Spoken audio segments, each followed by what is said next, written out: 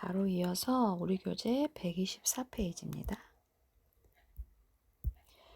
뿌리를 살펴볼게요. 뿌리는 나무가 땅에 튼튼하게 서 있을 수 있게 해주는 부분이죠.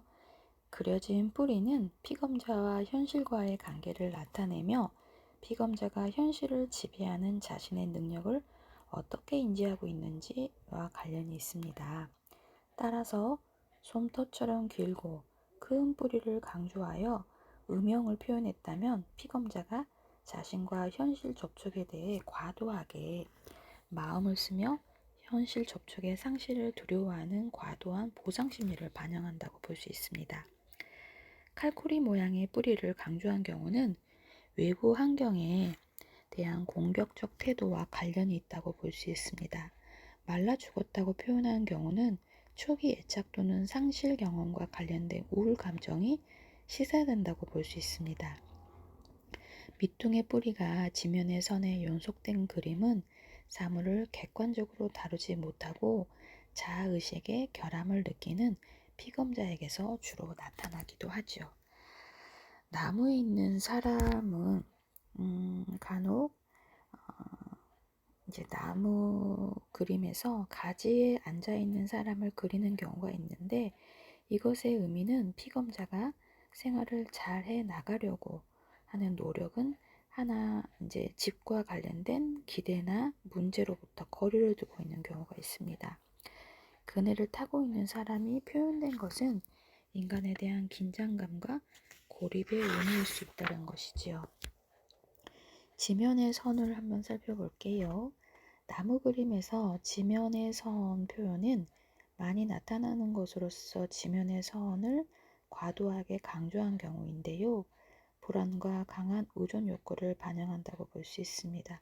지면에 선을 그리지 않는 경우는 특히 문제라고 할 수는 없으나 다른 사인과 관련하여 발이 땅에 닿지 않는다는 불안과 표현과 관련이 있습니다. 언덕처럼 그린 지면이 표현된 경우는 피검자의 이제 고순적 욕구와 관련이 되기도 하고, 언덕처럼 그려진 지면 위에 선 나무가 너무 작은 경우는 고립감과 무력감의 모성적인 것에 의존하려는 심리적인 반역이라고 합니다. 반면에 언덕 위의 나무가 너무 큰 경우는 타인을 지배하고자 하는 욕구와 자기 노출의 경향성으로 나타난다고 해요. 지면의 선이 왼쪽으로 내려간 경우는 미래를 향해 노력하고 있다는 감정과 관련되고, 우측으로 내려간 경우는 미래에 대한 위기감과 관련이 있습니다. 많은 경우는 용지의 하단을 지면으로 생각하고 그린 경우인데요. 이러한 경우는 피검자가 현재의 불안한 심리를 해소하고자 할 때 주로 표현되며 태행적, 의존적 경향성 이런 것들을 반영한다고 해요. 우울 감정을 가진 피검자들은 지면의 종이의 하단으로 사용하면서 약한 선으로 나무를 그리는 경우도 있습니다.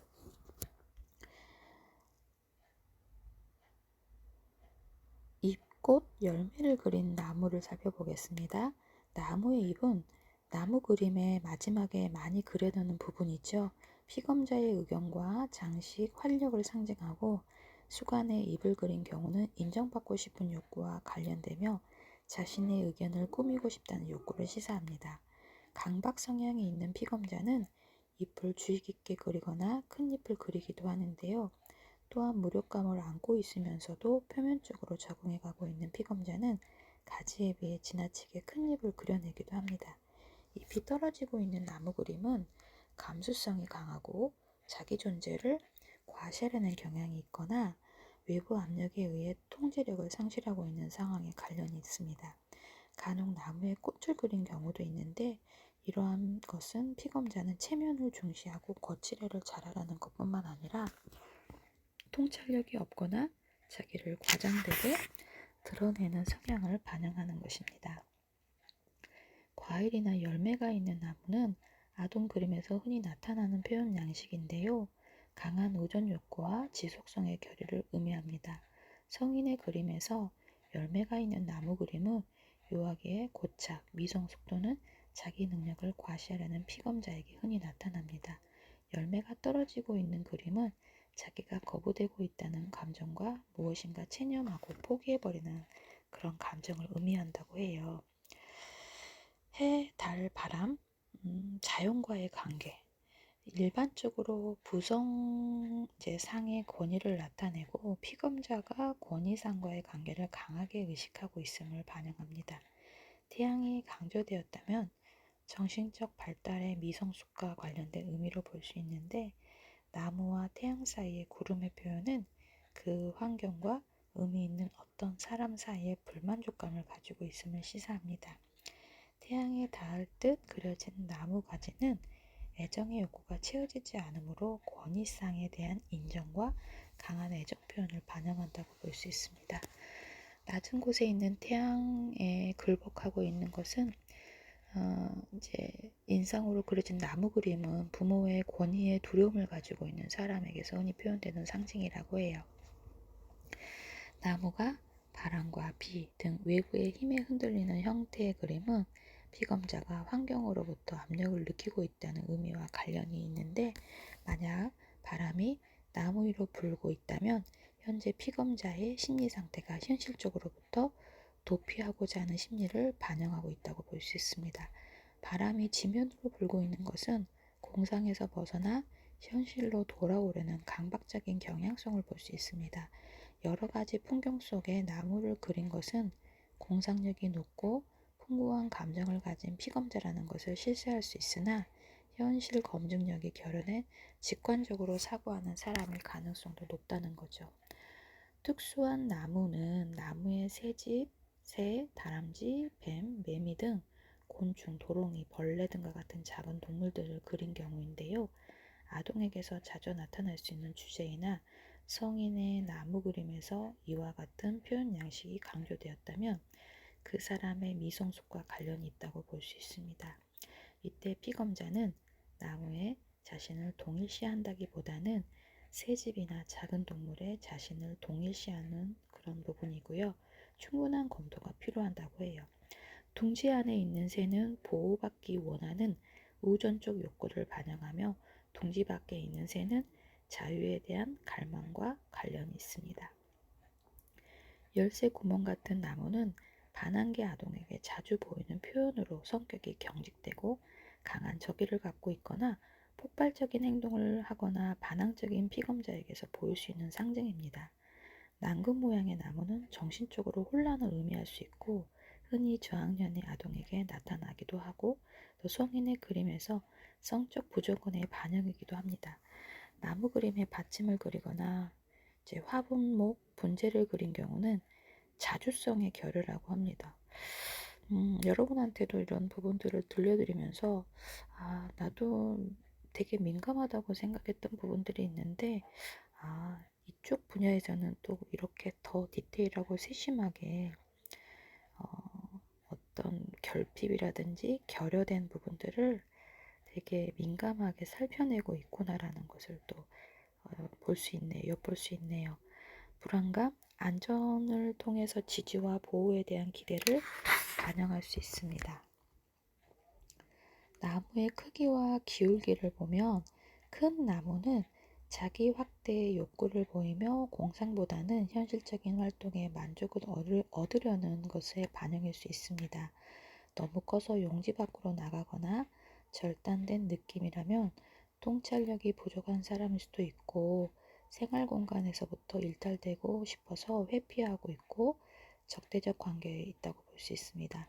반대로 너무 적은 나무의 열등감과 무기력에 빠져 있을 때 주로 표현되는 양식인데요.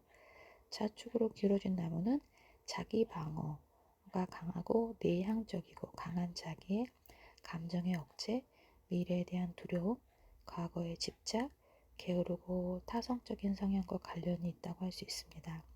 반면에 우측으로 기울어진 나무는 외향적 성향을 시사하고 적극적인 태도로 미래를 향해 있고, 때로는 침착성이 없고 외부 자격에 의해 쉽게 움직일 수 있는 피검자의 그림에서 흔히 나타날 수 있다고 해요.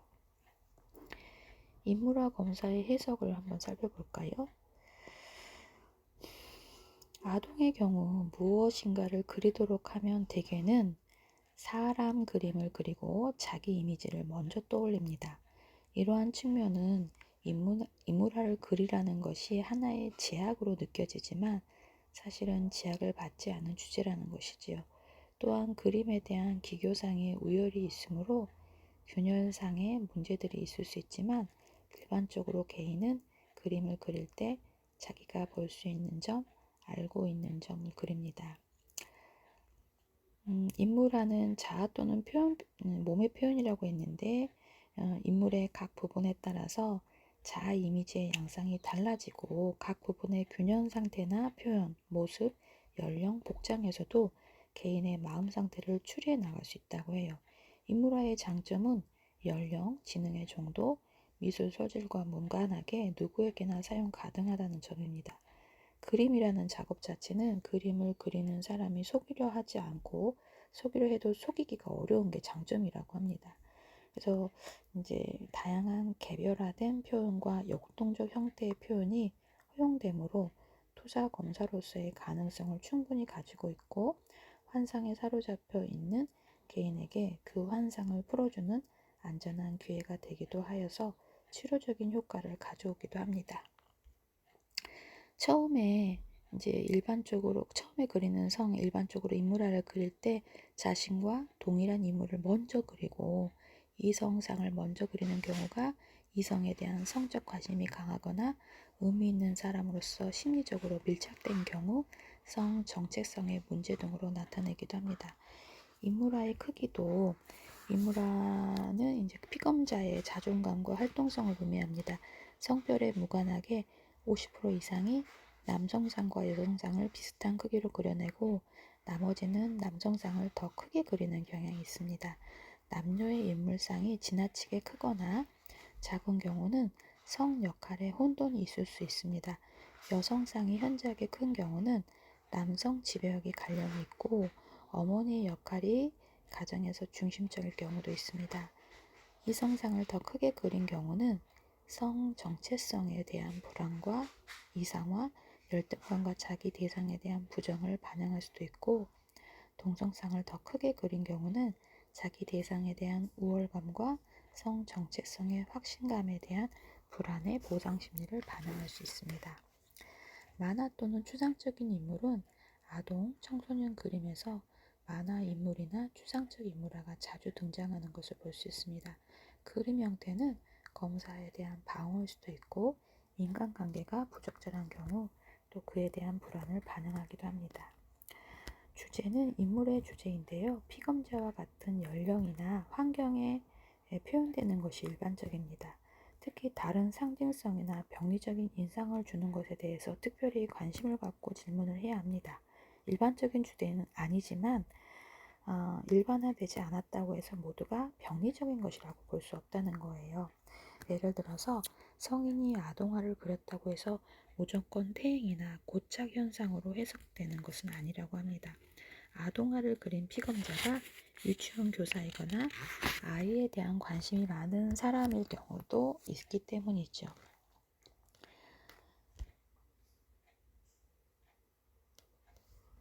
투명성을 살펴보면 이 투명성이란 인물의 신체 부분이 옷 위로 그려지는 경우인데요. 그림에서 투명성이 나타나면 일반적으로 병리적인 현상으로 보며 정서적, 기질적 원인에 의한 성격의 통합 상실이거나 정신분열 환자에게 흔히 나타나는 경우입니다. 아동의 경우는 정신병적 요소가 없어도 부적절한 환경에 노출된 경우와 관련되기도 하지요. 생략과 왜곡 파트에서 인물화가 실제에 비해 왜곡되게 그려졌거나 생략이 되어 있으면 그 부분이 피검자에게 어떠한 갈등이 있다는 것을 나타내거나 부정적인 자아상이 반영된 경우일 수 있습니다. 신체 어느 부분의 생략과 왜곡은 신체 기능의 어려움을 암시하는 메시지일 수 있습니다. 머리에 대한 인물화는 상징적으로 지적 능력의 원천으로서 충동과 정서적 통제이고 자아의 근원이고 공상과 사회적 관심입니다. 머리를 생략한 경우는 흔치 않으나 사고장애, 신경증, 우울장애, 자폐장애 등을 예측해 볼 수 있습니다. 모자를 쓰거나 하여 머리를 가리는 경우는 자신감 부족, 현실 세계에 대한 회피를 반영한다고 볼 수 있습니다. 머리를 지나치게 크게 강조한 경우는 과도한 지적 욕구에 대한 불안과 보상 심리를 의심할 수 있는데요. 어, 6살 이하의 아동이 머리를 크게 그리는 것은 어려움의 현상이 아니고 인지적, 정서적 성숙의 수준을 반영하기 때문에 지나친 해석을 하지 않아야 되는 부분이 있습니다. 지나치게 작게 그린 경우는 또 강박 성향이 있거나 죄책감에 대한 부정, 수동성, 열등감, 약한 자아의 반응일 수 있습니다.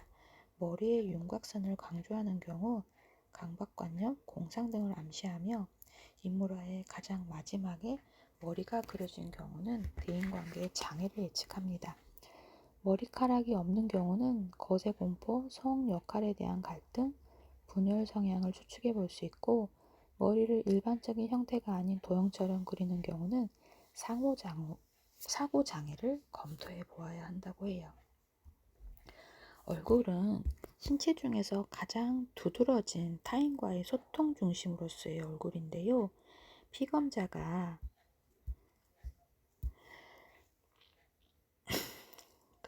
이제 현실 세계와의 접촉을 상징하는 부분이기도 합니다. 얼굴 표정을 안 한다거나 생략한다거나 대인관계의 문제를 예측해 볼 수 있는 부분이고, 또 지나치게 얼굴 부분을 강조하거나 주의 깊게 그린 경우는 인간관계나 자신 의견에 과도한 관심을 갖는 피검자에게 나타날 수 있습니다. 지나치게 공격적이거나 열등감, 이런 사회적 무능감에 대한 보상을 반영하기도 하고요. 눈은 내면 생활을 나타내고 외부 세계와 정보를 교환하는 중요한 기관이죠. 눈의 생략은 지나친 자기이해와 극심한 불안, 회피, 사고장애 등을 암시할 수 있습니다. 눈이 너무 큰 경우는 상호작용의 위축과 회피를 의미하고, 눈은 까맣게 강조한 경우는 상호관계에서 불안과 긴장감을 느끼고 있거나 어려움이 있거나 방어적이거나 편집적 사고를 의심해 볼 수 있습니다. 눈의 윤곽만 그리는 것은 자신의 감정을 나타내고 싶지 않은 경우일 수 있습니다. 점으로만 표현하거나 한 줄로 선만 표시하는 경우, 그런 상호 교류의 제한성을 느낄 때 나타날 수 있습니다. 안경이나 모자로 눈을 가린 경우는 외부 자극을 피하거나 시기심과 관련될 수 있습니다. 눈썹의 의미는 많이 알려져 있지는 않으나 숱이 많은 눈썹은 미숙한 성격을 의미하며 치켜 올라간 눈썹은 비판적인 태도와 높은 자존심과 관련될 수 있습니다. 속눈썹은 타인의 관심 욕구의 의미를 담고 있으며 남성상의 속눈썹을 그린 경우는 동성애의 경향성도 살펴볼 수 있습니다.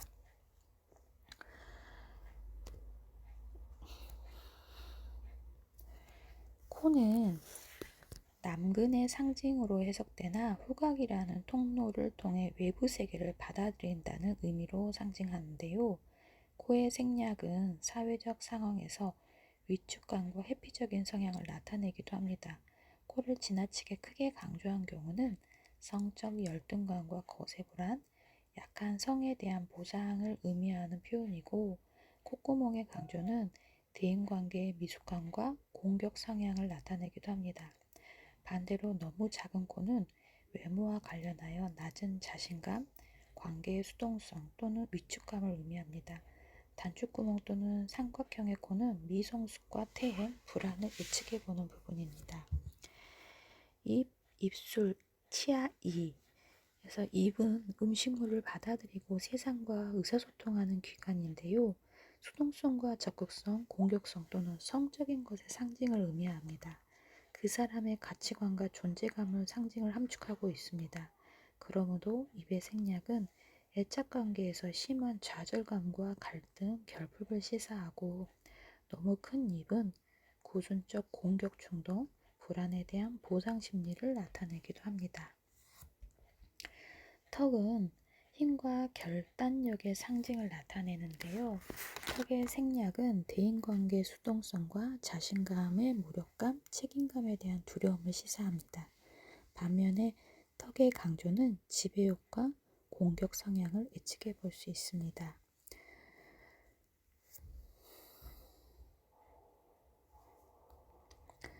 목은 머리와 몸을 연결하는 통로로서 머리의 지적 영역 또는 통제력과 영역, 몸의 감정적, 충동적 영역을 결부시키는 기관이라고 해요. 그러므로 목의 생략은 자기애적 충동과 미성숙과 관련되며 지나치게 작은 목은 억제와 유축을 의미할 수 있고, 하나의 선으로 목을 표현한 경우는 스스로의 충동성 조절에 대한 부적절감을 시사한다고 볼 수 있습니다. 긴 목은 과도한 도덕 의식을 갖고 있거나 자신의 충동 조절에 자신감이 부족하다고 느낄 때 억제된 욕구를 공상 속에 몰두함으로써 해결하고 싶은 심리를 시사합니다. 고집이 세고 시민성 소화불량이 있는 경우에도 긴 목을 그리는 경향이 있습니다. 따라서 지나치게 목이 길고 가는 경우는 상실된 통제력에 위축되고 억제된 심리의 반영일 수 있고, 정신병적 요소를 살펴볼 수 있습니다. 반대로 길고 너무 굵은 목은 자신의 통제에 너무 집착되어 경직되고 융통성이 없는 성향을 나타낼 수 있으며, 짧고 굵은 목은 지성보다는 충동에 좌우되어 있고 충동적인 감정 표출과 행동화의 가능성에 있음을 예측해 볼 수 있습니다. 어깨는 체격과 체력을 나타내며 힘과 능력, 책임, 자아 성취 욕구, 상징과 관련되므로 어깨의 생략은 책임에 대한 회피, 책임지는 것에 대한 무력감을 시사한다고 볼 수 있습니다. 사고장애 암시이기도 한데요. 어깨를 반복해서 지우고 고치는 경우는 자신의 힘에 대한 관심과 좋은 체격과 힘에 대한 욕구와 소망을 반영하기도 합니다. 남성상의 어깨를 너무 크게 그려 강조한 경우는 외부에 대한 방어적 태도와 책임에 대한 과도한 권위, 성 역할에 대한 양가 감정을 나타내기도 한다고 해요. 여성상의 어깨를 크게 강조한 경우는 남성 지향적 사고와 성 역할의 부정적 사고를 가지고 있을 수 있습니다. 날카롭고 각진 어깨는 경직되고 확고한 태도, 행동과 경향성을 의미할 수 있습니다. 반면에 어깨가 너무 축 처진 경우는 맡은 역할과 관련하여 자신감이 없고 부담스러워서 우울한 상태에 있음을 반영한다고 해요. 몸통은 기본적인 욕구를 상징하고 피검자의 정신적 발달과 욕구를 대변한다고 합니다. 몸통이 없는 인물화는 보기 드문 현상이므로 피검자가 몸이 없이 얼굴에 직접 팔과 다리를 그렸다면 지적장애를 검토해 볼 필요가 있습니다. 단 유아의 경우는 예외이겠죠. 우리는 이런 거 현장에서 많이 봅니다. 지적장애로 보면 안 된다는 거 기억하시고요. 5세 정도의 유아나 아동들은 삼각형, 사각형, 타원형의 몸통을 그리는 경우가 있으나 5세 이후의 아동들은 옷을 입히려는 욕구가 있기 때문에 청소년상에서 기하학적 도형적 몸통을 그리거나 투명성의 몸통을 그렸다면 그것은 정신장애를 암시할 수 있습니다. 너무 길고 가는 몸통을 그릴 때는 내적 힘의 부족함에 대한 보상 심리를 나타내는 경우가 있고, 너무 작게 그릴 때는 신체적 에너지의 결핍과 부적절감을 느끼는 경우이거나 열등감을 갖고 있는 경우입니다.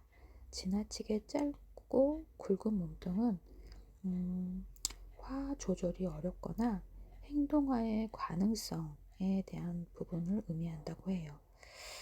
너무 큰 몸통은 충족되지 못한 욕구의 반영일 수 있고, 몸통에 대한 음영이 있거나 지운 경우는 그 신체 부분에 대한 갈등과 불안의 상징을 의미한다고 해요. 가슴은 피검자에 따라서 해석이 달라지는데, 남자의 경우 가슴은 자신에 대한 능력과 힘에 대한 반응일 수 있고, 권위적인 태도, 이런 부분들에 대한 보상심이라고 합니다. 이제 남자가 유방을 크게 그렸다면 정서적 미성숙에 대한 오이디푸스적 갈등, 모성에 대한 의존, 이런 걸로 볼 수 있고요. 여성의 경우는 성적 매력과 의존적 욕구에, 애정 욕구에 관련된 것들이라고 해석하면 된다고 해요. 아동의 경우 이제 가슴을 크게 그린 경우는 의존의 욕구를 반영하기도 하는데 성적 조숙과 호기심을 암시하기도 한다고 합니다. 허리는 이제 몸의 상부와 연결되어 있는 부분이죠. 그래서 허리선은 이제 양육 기능, 영역, 생식 기능, 성적 영역, 그럼 경계의 표현이라고 볼 수 있습니다.